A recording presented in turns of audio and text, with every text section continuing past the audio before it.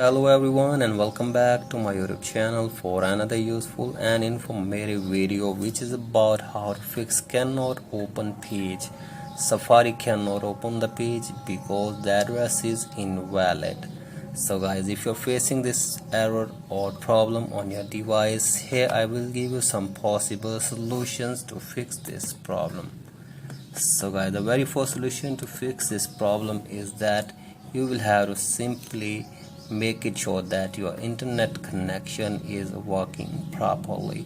So guys, if it is working properly and you are still unable to open the page on Safari, you will have to just turn it off your Wi-Fi, and then you will have to use your mobile data and you will have to try again to fix this problem. So guys, turn off your Wi-Fi and use your mobile data and check if your problem is fixed or not. So guys, after this, go for the second solution, that is you will have to make it sure that there is no connected VPN on your device. So guys, for that, open settings on your device, scroll it below and tap on general, and from here scroll it below and tap on VPN and device management.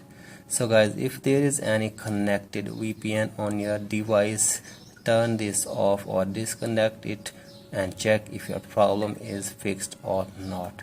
So guys, go for the third solution. If it doesn't work, that is you will have to reset your network settings on your device. So guys, for that, open your settings again and from here tap on general, and from here scroll it below and tap on transfer or reset iPhone, and from here tap on reset, and from here tap on reset network settings.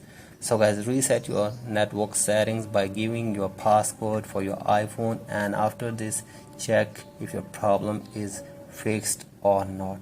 So guys, after all this solution, there is a final solution as well which can help you to fix this problem.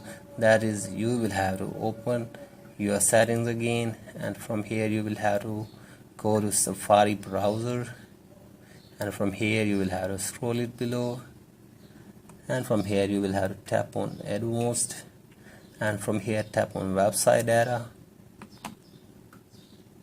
and from here scroll it below, and from here just remove all website data.